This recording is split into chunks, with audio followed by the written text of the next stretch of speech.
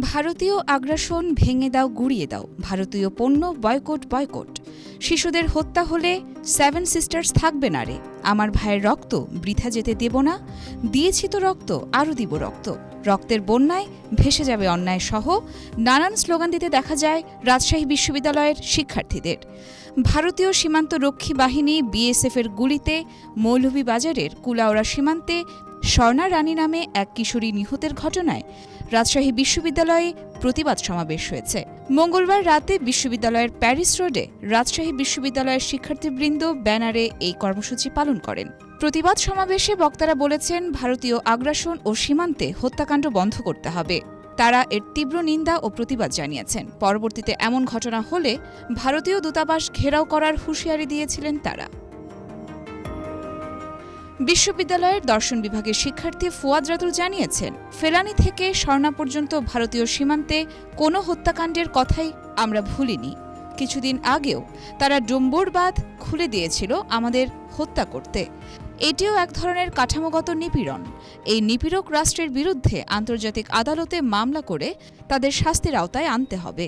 সমাবেশে একাত্মতা জানিয়ে বিশ্ববিদ্যালয়ের অর্থনীতি বিভাগের অধ্যাপক ড ফরিদ উদ্দিন খান বলেছেন, ভারত যেভাবে সীমান্তে হত্যাকাণ্ড চালায়, পৃথিবীর আর কোনো সীমান্তেই এমন হত্যাকাণ্ড চালানো হয় না। আমরা কোনোভাবেই আর এরকম হত্যাকাণ্ড মেনে নেব না। আমরা জনগণ রুখে দিতে প্রস্তুত রয়েছি। এছাড়া সীমান্তে হত্যাকাণ্ডকে শূন্যে নামিয়ে আনতে ভারতকে চাপ প্রয়োগ করতে সরকারের প্রতি অনুরোধ জানিয়েছেন তিনি। আরবি বিভাগের অধ্যাপক ড ইফতেখারুল আলম মাসুদ বলেছেন, পৃথিবীর বহু দেশের সীমান্ত আছে। আগে আমাদের সীমান্তের এই পরিস্থিতি ছিল না। আওয়ামী ফ্যাসিস্ট সরকারের নতজানু পররাষ্ট্রনীতির কারণে তারা এই ঘৃণ্য কাজের সাহস করেছে। Population science and human resource বিভাগের শিক্ষার্থী মেহেদী হাসান মারুফের সঞ্চালনায় সমাবেশে বিভিন্ন বিভাগের অর্ধশতাধিক শিক্ষার্থী উপস্থিত ছিলেন। উল্লেখ্য, গত রবিবার রাতে মৌলভীবাজারের কুলাউড়া উপজেলার লালারচক সীমান্তে ভারতীয় সীমান্তরক্ষী বাহিনী বিএসএফের গুলিতে স্বর্ণা রানী প্রাণ হারায়। পরে বিএসএফ তার লাশ নিয়ে যায়। পশ্চিম জুড়ি ইউনিয়নের কালীনগর গ্রামের বাসিন্দা পরেন্দ্র দাসের মেয়ে স্বর্ণা রানী।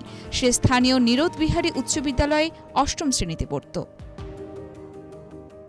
ইয়র্মা শায়ের জাহান, ডেইলি বাংলাদেশ।